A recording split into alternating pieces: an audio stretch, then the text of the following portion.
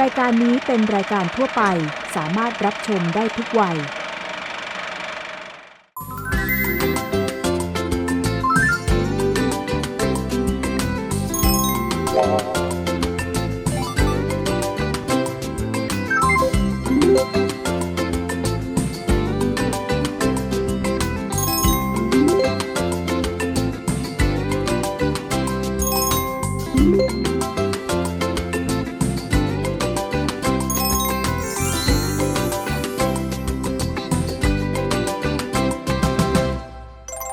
สวัสดีครับ ขอต้อนรับเข้าสู่รายการ Smart Kids เด็กไฮเทค ผมพี่รามจิโกไอที ผมแพทย์ลูกพี่รามครับ ผมพี่ลูกพี่รามเหมือนกันครับ พบกับเรา 3 พ่อลูกในทุกๆ สัปดาห์นะครับกับรายการ Smart Kids เด็กไฮเทคนะครับรายการนี้นะครับจะมีสาระน่ารู้มากมายทั้งเรื่องของวิทยาศาสตร์และเรื่องของเทคโนโลยีรวมไปถึงการระวังภัยไซเบอร์ด้วยนะครับนำเสนอแบบนี้ทุกสัปดาห์นะครับแล้วก็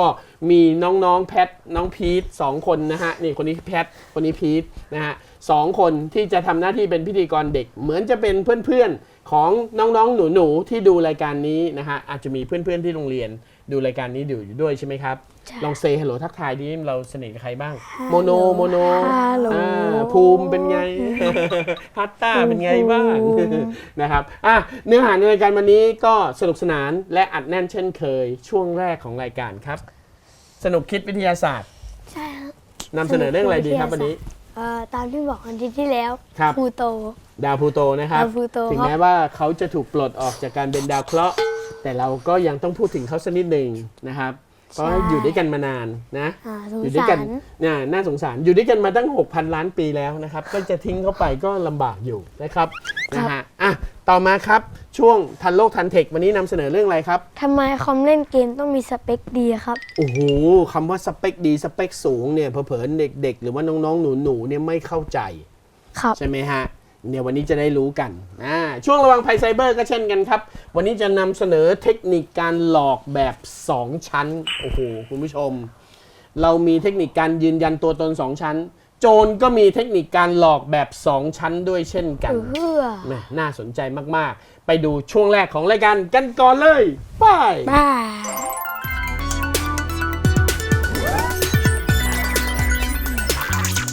สนุกคิดวิทยาศาสตร์เข้าสู่ช่วงแรกครับสนุกคิดวิทยาศาสตร์วันนี้เรามานำเสนอเรื่องดาวพลูโตครับครับผมนี่ดาวพลูโตก็ถือว่าเป็นในอดีตเคยเป็นดาวเคราะห์ดวงสุดท้ายที่อยู่ไกลที่สุดในระบบสุริยะแล้วนะครับแล้วตอนหลังก็ได้รับการลดบทบาทลงให้กลายเป็นแค่ดาวเคราะห์แคระเล่าให้ฟังอีกทีหนึ่งเคยเล่าในรายการหลายตอนแล้วนะครับว่าดาวที่มีคุณสมบัติเป็นดาวเคราะห์ได้เนี่ยฮะหนึ่งคือต้องมีรูปทรงกลมใช่ไหมครับแล้วก็มีการวงโคจรรอบดวงอาทิตย์แล้วก็ไม่เล็กเกินไปมีขนาดที่ไม่เล็กเกินไปแล้วก็วงโคจรรอบดวงอาทิตย์เหมือนกับดาวเคราะห์ดวงอื่นๆข้อที่3ที่ทำให้ดาวพลูโตไม่สามารถเป็นดาวเคราะห์ได้ก็คือวงโคจรนั้นจะต้องไม่ตัดกับดาวดวงไหนที่มีอยู่ในระบบสุริยะนั้นนี่คือโลกดาวจะต้องเรียงกันเป็นเส้นตรงแต่ดาวพลูโตมันเวียงรัศมีของการโคจรรอบดวงอาทิตย์ของดาวพลูโตเนี่ยมันจะเป็นวงรีนิดหนึ่งมันเลยทำให้วงที่มันแคบเข้ามาเนี่ยบางช่วงเนี่ยมันมีเส้นที่ตัดกันกับดาวเนปจูนทีนี้เราตั้งคำถามต่อไหมว่าอาจจะมีสักวันหนึ่งไหมที่ดาวเนปจูนกับดาวพลูโตจะชนกันเป็นไปได้ไหมในเมื่อเส้นมันตัดกันใช่ไหมฮะความเป็นไปได้เนี่ยมีน้อยมากเพราะว่าถ้าเทียบกับระยะทางและความเร็วนะฮะโอกาสที่จะชนกันเนี่ยมีน้อยมากถึงแม้เส้นมันจะตัดกันคำถามแรกที่เด็กๆอยากรู้เกี่ยวกับดาวพลูโตเชิญน้องแพทครับดาวพลูโตโคจรรอบดวงอาทิตย์นานแค่ไหนครับผมดาวพลูโตเนี่ยเนื่องจากอยู่ไกลสุดแล้วมีวงรัศมีที่เป็นวงรีด้วยดาวพลูโตก็เลยใช้เวลาการโคจรรอบดวงอาทิตย์หรือ1ปีของเขาเนี่ยใช้เวลาถึง248ปีถ้าเทียบกับโลกซึ่งถือว่าเป็นการใช้เวลานานที่สุดในการโคจรรอบดวงอาทิตย์เราวนรอบดวงอาทิตย์248รอบแล้วอะพลูโตเพิ่งได้รอบเดียวก็คือวนไปปุ๊บมาให้น้องพีถามบ้างครับผม1 วั วันในดาวพลูโตเท่ากับกี่วันบนโลกครับ พอเราพิจารณาว่า 1 ปีของดาวพลูโตมันไกลมาก ครับ 1 วันก็อาจจะช้าด้วยใช่ไหมฮะแต่จริงๆแล้วดาวพลูโตเนี่ยนะฮะก็หมุนรอบตัวเองช้าจริงๆ ใช้เวลาถึง 6 วันกับ 9 ชั่วโมงกับ 17 นาที ในการหมุนรอบตัวเอง1 รอบทำให้ 1 วันบนดาวพลูโตเนี่ยมีเวลาเป็นชั่วโมงถึง 153 ชั่วโมง โอ้โห พีทลองคิดดูถ้าพีทจะต้องไปทำงานบนดาวพลูโตพีทจะต้องทำงานถึง 70 ชั่วโมงอะในเวลากลางวัน หัว พีทจะต้อง หัวระเบิด พักเที่ยง แล้วก็พักบ่ายกินข้าวไม่รู้กี่รอบอะกว่าจะจบวันอะเพราะฉะนั้นเนี่ยยาวนานมากนะ เหมือนเราทำงานทั้งสัปดาห์เลยอะโดยที่อยู่ในวันเดียวอะ นะฮะคำถามต่อมาครับ อุณหภูมิบนดาวพลูโตเป็นยังไงอะ อุณหภูมิบนดาวพลูโตเนี่ยจะมีอุณหภูมิที่ร้อนที่สุดคือ-223 องศาเซลเซียสอันนี้คืออุ่นสุดละเย็นสุด-233 โอ้โหขนาดร้อนมันก็ยังเย็นอยู่ดีอะ คือไม่ว่าวินาทีไหนอะบนดาวพลูโตอะ มันก็หนาวอยู่ดีอะ ยังไงก็หนาว มันก็ไม่มีทางร้อนเลยสักนิดหนึ่ง ใช่ ขนาดดาวเนปจูนยังเห็นดวงอาทิตย์เป็นดวงกลมๆเล็กๆ ดาวพลูโตนี่อยู่ไกลจากดาวเนปจูนออกไปอีกอะคือวงที่ไกลที่สุดเนี่ยคือ 7,500 ล้าน ก็คือเรียกง่ายๆว่าเราไม่เห็นดวงอาทิตย์เลยอะ 7,500 พันล้านกิโลเมตร 1,000 ล้านกิโลเมตรเลยอะ 7,500 พันล้านกิโลเมตร โอ้โห ยาวไกลมาก อย่างยาน Voyager เนี่ย โอ้ย ใช้เวลา 20 กว่าปีเลยนะ ซึ่งมีความเร็วสูงมากนะ 20 กว่าปีเลยเหรอ ใช่ ดาว Voyager นี่วิ่งเร็วมากนะ 20,000 กว่ากิโลเมตรต่อวินาที วิ่งเร็วมาก ยังใช้เวลา 20 กว่าปีกว่าจะไปถึงดาวพลูโต กว่าจะวิ่งผ่านดาวพลูโตได้ น้องพี่มีคำถามไหมครับ พลูโตมีดวงจันทร์กี่ดวงครับ โอ้ นี่น่าสนใจนะครับเพราะดาวเนปจูนเขามีเยอะใช่ไหม ครับ แล้วดาวพลูโตเนี่ยมีไม่เยอะครับ มีดวงจันทร์5 ดวงนะครับ ไม่เยอะตรงไหนอะ เยอะเหมือนกันใช่ไหม มันก็เยอะกว่า โลก เราอยู่ นะ ดีอะ มีดวงจันทร์คาร์ลอน มีดวงจันทร์นิกซ์มีดวงจันทร์ไฮดรา มีดวงจันทร์เคอร์เบรอส แล้วก็ดวงจันทร์สติ๊ก ทีนี้ดวงจันทร์ดวงที่เด่นที่สุดของดาวพลูโตก็คือดวงจันทร์คาร์ลอน ความใหญ่ของดวงจันทร์คาร์ลอนเนี่ยคือใหญ่ครึ่งหนึ่งของดาวพลูโตเลย ด้วยความใหญ่ของดวงจันทร์คาร์ลอนที่มันใหญ่ครึ่งหนึ่งของดวงจันทร์พลูโตดาวพลูโต มันก็เลยเวลามันเกิดแรงดึงดูดซึ่งกันและกันเนี่ยนะฮะเกิดพฤติกรรมแปลกๆ คือแทนที่ดาวคาร์ลอนเนี่ยดวงจันทร์คาร์ลอนจะหมุนรอบดาวพลูโตใช่ไหมแรงเหวี่ยงมันทำให้ดวงจันทร์ดาวพลูโตเนี่ยหมุนรอบคาร์ลอนไปด้วย ก็คือหมุนไปด้วยกันเรื่อยๆเรื่อยๆเรื่อยๆ ถูก เรื่อย มันจะเป็นลูก2ลูกนะฮะเดี๋ยวผมทำมือให้ดู มันจะเป็นลูก2ลูกที่หมุนสวิงกันอย่างนี้ แล้วก็สวิงรอบดวงอาทิตย์อีกทีหนึ่ง ๆก็คือสวิง สวิงกันเอง คล้ายๆดวงจันทร์กับโลก ใช่ แค่ไซส์เท่ากัน นี่คือความแปลกที่เกิดขึ้นบนดาวพลูโตนะครับนะฮะแต่เนื่องจากดาวพลูโตเนี่ยสว่างน้อยมาก ก็คือเราไม่เห็นอะไรเลย เราแทบจะไม่เห็นอะไรเลยนะฮะที่เนี่ยแสงเนี่ยจะต้องเดินทางพี่อยากรู้ไหมแสงเดินทางจากดวงอาทิตย์ไปดาวพลูโต ถ้าดาวเนปจูนใช้เวลา4 ชั่วโมงพี่คิดว่าเดินทางไปดาวพลูโตใช้เวลาเท่าไหร่ครับ ขอคำนวณก่อน ครับโอ้คุณต้องคำนวณด้วยเหรอครับ พ่อ นี่มีเครื่องคำนวณ แปลว่า5 ชั่วโมง คุณตอบจ้าเขาจริงตอบก่อนแล้ว เขาขโมยข้อมูลคุณไปแล้ว 5 ชั่วโมง แสงนี่เดินทางไกลกว่าเนปจูนคือแสดงว่าพลูโตเนี่ยอยู่ไกลกว่าเนปจูนเนี่ยประมาณ1 ชั่วโมงแสงเลยนะระยะทางก็น่าจะประมาณ40 EU 40 EU นะครับเพราะว่าเนปจูนนี่คือ30 EU ถ้าเป็นพลูโตก็จะ40 EU คืออยู่ไกลออกไปอีกนะคือVoyager เนี่ยวิ่งผ่านเนปจูนนะครับแล้วกว่าจะผ่านพลูโตได้เนี่ยใช้เวลาอีกเป็น10 ปีเลยนะ 10 ปีเล ใช่ ย วิ่งไกลมากเพราะฉะนั้นจากโลกไปดาวพลูโตเนี่ยโอ้โหนานอะความคิดที่เราจะออกนอกระบบสุริยะเราเนี่ยยังยากเลย แพนนึกออกแล้วคน เพราะอะไรรู้ไหมฮะจากพลูโตไปเนี่ยเลยไปเป็นอะไรครับ เลยไป ไคเปอร์เบลต์ ไคเปอร์เบล ไคเปอร์เบลต์นี่ไกลมาก แล้วก็มีเมฆออส 40-50 AU โห แล้วเมฆออสเนี่ยช่วงระยะเมฆออสเนี่ยเป็น100 AU โห คือการที่เราจะออกจากระบบสุริยะเรานะฮะ Interstellar นี่กว้างใหญ่มหาศาลมาก แต่ยานที่สำรวจดาวพลูโตเป็นลำแรกไม่ใช่ Voyager แต่เป็นยานที่ชื่อว่า New Horizon นะครับส่งไปศึกษาแถบไคเปอร์นะครับซึ่งก็จะต้องบินผ่านดาวพลูโตนะครับแล้วก็ไปจนถึงแถบไคเปอร์เบลต์นะครับเพราะว่านั่นคือยานลำแรกๆเลยที่บินไปแล้วหลังจากนั้น Voyager ก็จะตามไปอ่ะช่วงสนุกคิดวิทยาศาสตร์วันนี้เราก็ได้เรียนรู้เรื่องเกี่ยวกับดาวพลูโตกันประมาณนี้นะครับรับรู้ไว้เป็นข้อมูลที่เป็นประโยชน์ถึงแม้ว่าทุกวันนี้จะไม่ได้เป็นดาวเคราะห์แล้วแต่ก็ถือว่าเป็นญาติอันหนึงอยู่ในระบบสุริยะของเรานะครับเดี๋ยวไปต่อช่วงที่2กันครับนั่นก็คือทันโลกทันเทคครับ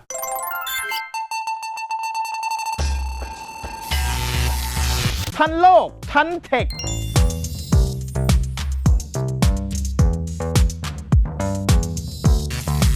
เข้าสู่ช่วงที่ 2 ของรายการครับทันโลกทันเทคครับวันนี้เราจะมาคุยกันเรื่องทำไมคอมเล่นเกมต้องมีสเปคสูงนะฮะเด็กๆทุกวันนี้อาจจะไม่เข้าใจว่าเอ๊ะทำไมคอมพิวเตอร์ต้องมีสเปคด้วยมันเป็นแบบเดียวกัน สเปคคือ กั อะไร สเปคสาวๆspecification มันมาจากคำนี้ specification คือรายละเอียดของสิ่งที่มีอยู่ในเครื่องนั้นเพราะว่าในเครื่องคอมพิวเตอร์เรารู้แล้วว่ามันมีส่วนประกอบหลายอย่างใช่ไหมครับมีอะไรบ้างครับมี CPU RAM Mainboard การ์ดจอกราฟิกการ์ดซึ่งทุกอันเนี่ยมันมีหลากหลายระดับ CPU ก็มีรุ่นเล็กรุ่นเร็วรุ่นช้ารุ่นกลางเพราะฉะนั้นเวลาจัดเรียงสเปคออกมามันก็เลยไม่เหมือนกันคนที่จะเล่นเกมเนี่ยต้องเล่นเครื่องคอมที่มีสเปคสูงเพราะว่าอะไรเพราะเกมนี่แหละเป็นตัวที่กินสเปคมากๆสเปคสูงคืออะไรสเปคสูงคือแต่ละอุปกรณ์เนี่ยนะฮะจะต้องเป็นรุ่นที่มีความเร็วสูงเป็นรุ่นที่มีขีดจำกัดในการทำงานได้สูงอย่างเช่น CPU ถ้าเป็นของ Intel เราก็จะมี Core i3 i5 i7 RAM สมมุติ RAM 16 GB กับ RAM 32 GB เครื่องไหนทำงานได้ดีกว่า RAM 32ตัวเลขยิ่งเยอะยิ่งดีถูกไหมครับใช่แสดงว่าคำว่าสเปคสูงมันคือผลิตภัณฑ์แบบเดียวกันแต่มีรุ่นที่สูงขึ้นถ้าเราอยากจะได้สเปคสูงเราก็ต้องเลือกใส่รุ่นที่สูงขึ้นไปอะไรบ้างที่ต้องสเปคสูงRAM CPU ก่อน CPU สำคัญที่สุดในเครื่องคอมพิวเตอร์แล้วก็การ์ดจอ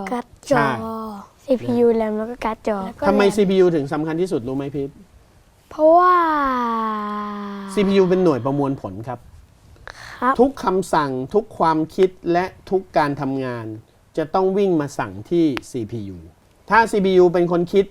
ในระหว่างที่ CPU คิดทุกคนจะต้องรอรับผลการคิดของ CPU ทุกคนทำอะไรไม่ได้เลยนะถ้า CPU ยังคิดไม่เสร็จเพราะฉะนั้น CPU เป็นส่วนที่สำคัญที่สุดครับเวลาเราต้องเลือก CPU เป็นอันดับหนึ่งอันดับ2สิ่งที่จะช่วยให้ CPU เนี่ยทำงานได้เร็วก็คือการชุดรับคำสั่งก็คือ RAM RAM ควรจะมี RAM เท่าไหร่เป็นอย่างน้อยครับ 4,000 โอ้โหเอาเป็นกิก16กิกอย่างเครื่องแพดพีทที่เล่นอยู่ทุกวันนี้รู้ไหมว่าเครื่องเราแรมเท่าไหร่32แรม16กิกถ้าเป็นเครื่องสแตนดาร์ดทั่วไปเราจะได้แรมประมาณ8กิกแต่ถ้าเราอยากได้เล่นเกมด้วยเราต้องซื้อรุ่นที่มีแรม16กิกมี32ไหม32ก็มีก็จะยิ่งแพงขึ้นไปอีก64ก็มี128ก็มีแต่ก็จะแพงขึ้นไปอีกต่อมาเป็นการ์ดจอมีผลอย่างไรต่อการเล่นเกมทำให้หน้าจอเรามันไม่ค้างเพราะว่าเวลา CPU ประมวลผลเสร็จ CPU ส่งชุดคำนวณที่เสร็จเรียบร้อยส่งผ่านแรมจะส่งคำสั่งนี้ไปที่การ์ดจอเพื่อให้สร้างเป็นภาพแสดงผลบนคอมพิวเตอร์ของเราบนการ์ดจอเนี่ยก็จะมีสิ่งที่ทำงานคล้ายๆกับ CPU นะจะมีชิปประมวลผลอยู่บนนั้นเหมือนกันรับคำสั่งมาแล้วเอาคำสั่งนี้มาแปลงเป็นกราฟิกว่าแต่ละจุดต้องแสดงสีอะไรแล้วต้องเปลี่ยนไปในวินาทีต่อไปต้องทำงานเร็วมากๆแล้วถึงจะแสดงผลขึ้นมาบนหน้าจอได้นะครับพอแสดงผลบนหน้าจอแล้วนะครับภาพในเกมที่เราเล่นได้ภาพในเกมจะสวยต้องประกอบด้วยอะไรบ้าง1คือต้องอะไรต้องละเอียดต้องละเอียดมีพิกเซลเยอะๆไม่ได้แบบ8พิกเซลอะไรพิกเซลเยอะๆนี่เขาเรียกว่าความละเอียดสูงถูกไหมกราฟิกจะสวยงามได้ต้องมีอะไรอีกครับต้องมีสีสันที่สวยงามสีสันแบบไม่ได้เป็นขาวดำแล้วต้องเปลี่ยนภาพในจังหวะถัดไป ได้อย่างทันท่วงที ไม่เช่นนั้นภาพจะกระตุก เคยเล่นเกมกระตุกแล้วก็หัวร้อน แล้วเป็นยังไงครับ แพ้แพ้ แพ้เลย แพ้ เห็นไหมนี่คือเหตุผลว่า สู้เลือดแดงเลย นี่คือเหตุผลว่าทำไมสเปคคอมเล่นเกมถึงต้องมีสเปคสูง เพราะว่าภาพไม่สวยก็ไม่ได้ ภาพไม่ละเอียดก็ไม่ได้ สีสันไม่คมเข้มก็ไม่ได้ ภาพไม่ต่อเนื่องก็ไม่ได้ ถูกไหมครับ เพราะฉะนั้นเด็กจะรู้แล้วว่าถ้าจะซื้อคอมเพื่อการเล่นเกม คุณต้องยอมจ่ายเงินเยอะหน่อย เพื่อคุณจะต้องเลือกสเปคที่สูงขึ้น คอมไม่แฟถือว่าเป็นคอมเล่นเกมไหม ถือว่าเป็นคอมระดับกลางๆยกตัวอย่างคอมของพี่แพทนะครับก็จะเป็น CPU Core i5 นะฮะมีแรม16กิกก็ถือว่าแรมเยอะกว่าทั่วไป ก็อย่างนั้นก็เล่นเกมได้ดี ใช่แล้วก็มีการ์ดจอนะครับการ์ดจอก็จะเป็น 3060 306 การ์ดจอ 3060 ก็จะเป็นรุ่นที่แบบเป็นรุ่นกลางๆซึ่งสามารถเล่นเกมได้ในระดับหนึ่งที่ปรับความละเอียดในระดับหนึ่งแล้วไหลลื่นแต่ไม่ใช่ที่สุดก็จะแพงกว่านั้นอีกเพราะว่าไม่งั้นเครื่องที่จะใช้สเปคสูงๆได้เลยเนี่ยต้อง 50,000 70,000 บาทถึงแสนกว่าบาทขึ้นไป โอ้โห ซึ่งจะราคาสูงมา ข ก นาดนั้นเลยเหรอ ใช่เครื่องพิษแพทย์ 2-3 หมื่นเอง แล้ว นะครับ อย่างน้อยแบบเซตอัพ PC อะไรอย่างเงี้ย ครับ มันแบบ ถ้าเกิดเป็น PC เล่นเกม ครับ อย่างน้อยจะกี่บาท ก็ถ้าจะให้ประสิทธิภาพดีก็ต้อง คอม 50,000 ROG บาทขึ้น 50,000 บาทขึ้นก็ ใช่ คือ อันนี้ยังไม่ได้ซื้อจอเลย อันนั้นคือ ใช่ ตังค์หมดแล้ว ใช่ พี่อยากได้คอมของ ROG อะ ROG เหรอครับอ๋อเน้นยี่ห้อเขาใช่ไหมครับของ เท่ เขาก็ดีใช้ได้ เทมันก็ ได้เดี๋ยวเราไปปรึกษากันนอกรายการเพราะนี่หมดช่วงเวลาแล้วนะครับจบช่วงทันโลกทันเทคประมาณนี้นะครับสอนให้เด็กรู้ว่าคอมสเปคสูงคืออะไร เดี๋ยวเราไปชมช่วงต่อไปกันต่อนั่นก็คือระวังภัยไซเบอร์ สวัสดีครับ ระวังภัยไซเบอร์เข้าสู่ช่วงที่ 3 ของรายการครับระวังภัยไซเบอร์นะครับวันนี้เราจะมาเตือนภัยเทคนิคการหลอกแบบ 2 ชั้น เราเคยนำเสนอไปแล้วนะ การยืนยันตัวตน 2 ชั้นใช่ไหมครับ คุณพยักหน้าเป็นหุ่นยนต์เลย คุณมีชีวิตหน่อยสิ ครับ ใช่ครับ ใช่ครับ ยืนยันตัวตน 2 ชั้น แต่โจรก็หลอกแบบ 2 ชั้นได้ โอ้โห อ่า พี่โดนหลอกแน่ ใช่นะฮะมีสถิติจากสำนักงานตำรวจแห่งชาติมาเล่าให้ฟังนะครับว่าในปี 2566 นี้นะครับการแจ้งความคดีออนไลน์ 5 อันดับ อันดับ 1 คิดว่าหลอกลวงประเภทไหนครับ True Step ไม่ อันดับ 1 คือหลอกลวงในการซื้อขายสินค้าและบริการ คือซื้อสินค้าเอารูปมาหลอกใช่ไหมฮะหรือว่าเป็นสถานที่พักที่เราเคยนำเสนอไปอ่ะเป็นเพจโรงแรมรีสอร์ทที่พักแล้วก็พอจองเข้าไปแล้วเนี่ยเป็นเพจปลอมแล้วก็ไม่ได้ คดีแบบนี้มีเยอะมากถึง 2,000 กว่าคดีนะครับขึ้นอันดับ 1 เลยนะครับอันดับ 2 คือหลอกลวงให้โอนเงิน โดยจูงใจว่า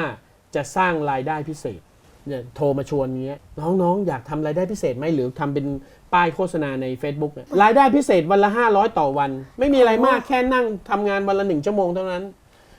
พอสมัครเข้าไปปุ๊บเขาก็จะบอกว่าอันนี้ต้องเสียค่าสมัครก่อน400 บาทพอจ่ายค่าสมัครไปปุ๊บก็โดนเชิดไปอันดับ 3 คือหลอกลวงให้กู้เงินหลอกลวงให้กู้เงินบอกเลยกู้เงินง่ายๆเลยมีเงินกู้ให้คุณอย่างทุกวันนี้ส่ง SMS มาใช่ไหมกู้เงินง่ายๆเลยอยากได้เงินกู้สัก 50,000 ไหมกดคลิกลิงก์นี้ใช้เวลา5 นาทีได้เงินเลย 50,000 คลิกเข้าไปปุ๊บอ๋อคุณต้องทำการลงทะเบียนก่อนซึ่งต้องเสียค่าลงทะเบียน400 บาทเอาอีกแล้วอันดับ 4 จะเป็นการหลอกลวงให้ติดตั้งโปรแกรมแล้วก็ไปโอนเงินออกจากบัญชีเราโอ้อันเนี้ยอันตรายมาก อ๋อที่พ่อบอกวิธีเช็คไง ใช่โชคดีมากๆนะครับที่วิธีที่เป็นอันดับ 4 เนี่ยคือมันแพร่หลายไม่มากจำนวนคดีมีน้อย ถ้ามีจำนวนคดีเยอะจะมีผู้เสียหายเยอะมากนะฮะ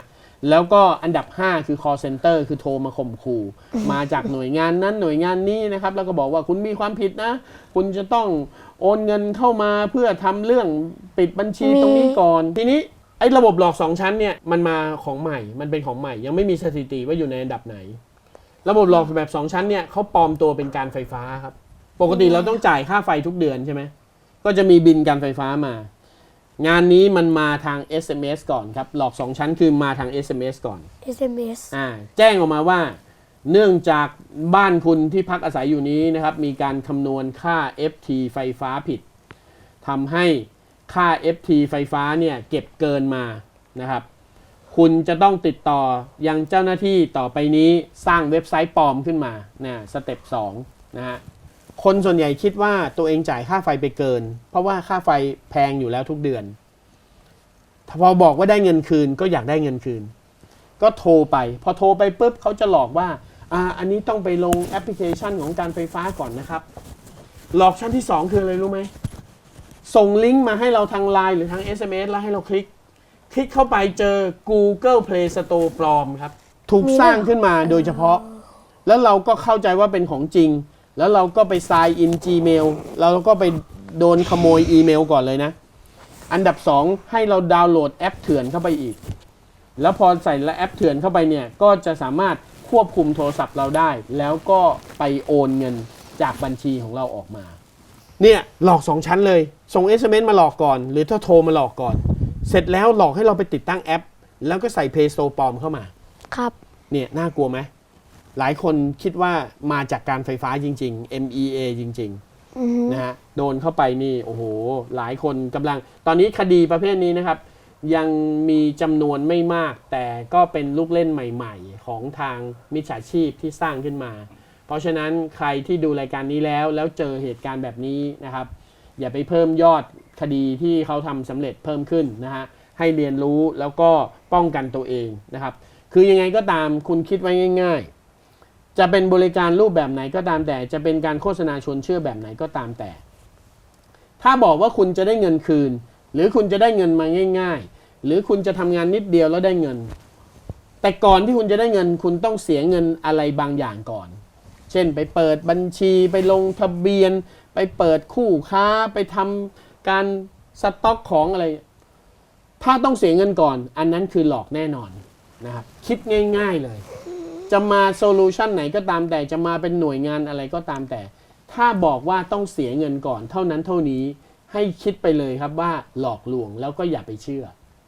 ถ้าเราพร้อมใจกันอัปเดตความคิดกันเป็นแบบนี้แล้วไม่โดนหลอกโจรทำงานยากขึ้นเขาก็อดอยากเขาจะได้เลิกเป็นโจรแล้วก็ไปทำมาหากินอย่างอื่นนะครับเพราะฉะนั้นระวังกันด้วยนะครับไปต่อช่วงที่4กันเลยครับคิดทัน IT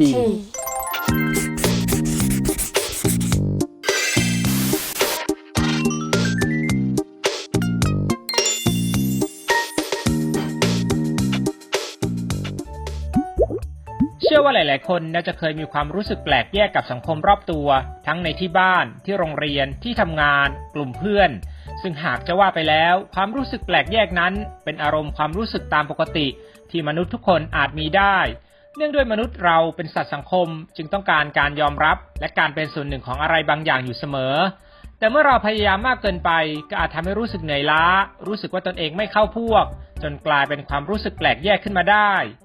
โดยเมื่อลูกเริ่มเข้าสู่วัยรุ่นพ่อแม่ผู้ปกครองจะเริ่มสังเกตเห็นว่าเด็กๆมีความพยายามบางอย่างที่จะปรับเปลี่ยนตัวเองให้เหมือนเพื่อนๆเพื่อที่จะเข้ากลุ่มกับเพื่อนได้สิ่งเหล่านี้เป็นพัฒนาการตามวัยโดยเฉพาะในช่วงอายุ 9-11 ปีเพราะธรรมชาติของวัยรุ่นเพื่อนมักจะมีอิทธิพลต่อความคิดความรู้สึกและการกระทำค่อนข้างมากไม่ได้เป็นส่วนหนึ่งของกลุ่มที่เพื่อนๆยอมรับจึงทำให้เด็กๆมีความรู้สึกมั่นคงปลอดภัยดังนั้นหากลูกบอกเราว่าเขารู้สึกไม่เข้าพวกอีกนัยยะหนึ่งอาจตีความได้ว่าลูกกำลังรู้สึกไม่ปลอดภัยซึ่งความรู้สึกไม่ปลอดภัยที่ว่านี้มีต้นตอมาจากความรู้สึกว่าพวกเขาแปลกและไม่เหมือนเพื่อนทำให้พวกเขาเปราะบางและอ่อนไหวดังนั้นก่อนที่พ่อแม่ผู้ปกครองจะพูดอะไรออกไปอาจต้องคิดและระมัดระวังคำพูดให้ดีๆเพื่อที่จะไม่ซ้ำเติมลูกโดยวิธีการเหล่านี้จะช่วยลูกก้าวข้ามความรู้สึกแปลกแยกไปได้เป็นผู้ฟังที่ดีและให้ความเข้าใจผู้ใหญ่ควรตระหนักว่าการที่เด็กๆเล่าปัญหาให้เราฟังนั้นหมายความว่าพวกเขากำลังต้องการความช่วยเหลือควรระวังที่จะไม่แสดงสีหน้าท่าทางหรือเอ่ยคำพูดที่สอไปในทางว่าปัญหาของพวกเขาไม่สำคัญเพราะสำหรับเด็กวัยนี้นี่คือเรื่องใหญ่ของพวกเขาหลังจากลูกเล่าจบอาจบอกว่าสิ่งที่ลูกเผชิญอยู่ตอนนี้พ่อและแม่ก็เคยผ่านมาก่อนพ่อและแม่เข้าใจว่าความรู้สึกนี้มันเจ็บปวดยังไงหรือลูกคงรู้สึกเศร้ามากเลยใช่ไหมพ่อและแม่ดีใจนะที่ลูกแบ่งปันความรู้สึกนี้ให้พ่อกับแม่การพูดย้ำความรู้สึกของลูกและแสดงความเข้าอกเข้าใจจะช่วยทำให้เด็กๆรู้สึกว่าพวกเขาไม่ได้เผชิญเรื่องนี้เพียงลำพังและอย่างน้อยเขาก็ไม่ได้แปลกแยกเพราะพ่อแม่ก็เคยมีความรู้สึกเช่นนี้มาก่อน สอนลูกประเมินสถานการณ์การประเมินสถานการณ์เป็นทักษะทางสังคมข้อหนึ่งที่เด็กๆควรเรียนรู้พ่อแม่ควรสอนลูกให้ลองสังเกตว่าเพื่อนกลุ่มไหนที่มีท่าทีไม่เป็นมิตรหรือหาเรื่องแกล้งอยู่เสมอหากมีสถานการณ์เช่นนี้ลูกควรหลีกเลี่ยงกลุ่มคนเหล่านั้นสอนให้ลูกเชื่อสัญชาตญาณตัวเองหากรู้สึกว่ากลุ่มเพื่อนที่อยากรู้จักมีท่าทางไม่ต้อนรับหรือทำให้ลูกรู้สึกอึดอัดรู้สึกไม่ดีกับตัวเองลูกควรถอยออกมาแล้วค่อยๆลองสังเกตว่าเพื่อนคนไหนที่น่าจะเข้ากันได้ดีพอจะทำความรู้จักและสนิทสนมได้อาจเริ่มจากเพื่อนที่นั่งข้างๆหรือเพื่อนที่กลับบ้านทางเดียวกันใช้คำพูดเชิงบวกเมื่อลูกวัยรุ่นไม่เป็นที่ยอมรับในกลุ่มเพื่อนเขาจะรู้สึกเหมือนถูกทอดทิ้งเกิดความกังวลตื่นตระหนกและอาจไม่สามารถควบคุมความคิดตัวเองให้แก้ไขสถานการณ์ได้พ่อแม่ผู้ปกครองช่วยเด็กๆได้โดยการสอนให้ลูกรู้จักวิธีการใช้คำพูดเชิงบวกกับตัวเองเช่นหากเพื่อนบอกว่าลูกแต่งตัวเชยเกินไปพ่อแม่ควรบอกกับลูกว่าไม่ใช่ปัญหาของลูกเลยที่เพื่อนไม่ชอบชุดที่ลูกใส่นี่เป็นปัญหาของพวกเขาต่างหากสิ่งที่เพื่อนพูดคงทำให้ลูกรู้สึกแย่เลยใช่ไหมแต่จริงๆแล้วลูกดูดีอยู่แล้วนะพ่อและแม่ก็รักลูกไม่ว่าลูกจะใส่ชุดอะไรการพูดเช่นนี้ช่วยให้ลูกมองเห็นปัญหาได้ชัดเจนขึ้นอีกทั้งยังทำให้เด็กๆรับรู้ได้ว่าเขาเป็นที่ยอมรับของพ่อแม่เสมอหลังจากนั้นอาจแนะนำลูกว่าครั้งต่อไปหากเกิดเหตุการณ์เช่นนี้ขึ้นอีกลองบอกกับตัวเองในใจว่านี่ไม่ได้เป็นปัญหาของเราสักหน่อยเป็นปัญหาของพวกเขาต่างหากหรือสอนให้ลูกบอกกับตัวเองว่าเมื่อทำดีที่สุดแล้วหากพวกเขาจะไม่ชอบก็คงจะเปลี่ยนอะไรไม่ได้และเราไม่ใช่เด็กคนเดียวในโรงเรียนที่เจอปัญหานี้นี่เป็นวิธีการเบื้องต้นเท่านั้นซึ่งยังมีอีกหลายวิธีในการพาลูกๆก้าวข้ามความรู้สึกแปลกแยกแต่ท้ายที่สุดแล้วสิ่งสำคัญที่จะทำให้ลูกก้าวข้ามความรู้สึกแปลกแยกได้คือสายสัมพันธ์ที่ดีในครอบครัวทำให้พวกเขารู้สึกมั่นคงปลอดภัยดังนั้นการให้เวลาการใส่ใจและให้ความรักอย่างสม่ำเสมอตั้งแต่เล็กจะเป็นเกราะป้องกันความรู้สึกแปลกแยกในใจได้เมื่อลูกเติบโตไปในอนาคตวันนี้หมดเวลาลงแล้วครับสำหรับรายการ Smart Kids เด็กไฮเทคมาเจอกับพวกเราทั้ง3คนในสัปดาห์หน้านะครับรายการนี้ผลิตโดยศูนย์เทคโนโลยีทางการศึกษาครับอยู่ที่ถนนศรีอยุธยาเขตราชเทวีกรุงเทพมหานคร10400ครับเรามีเว็บไซต์ด้วยนะครับเว็บไซต์ของเราคือ www.etvthai.tv ครับแล้วก็ Facebook Page ETV Channel ครับนะครับวันนี้ลาไปก่อนครับเจอกันใหม่สัปดาห์หน้าสวัสดีครับสวัสดีครับถ้าเกิดดาวดวงนั้นเนี่ยต่อให้มีชั้นบรรยากาศ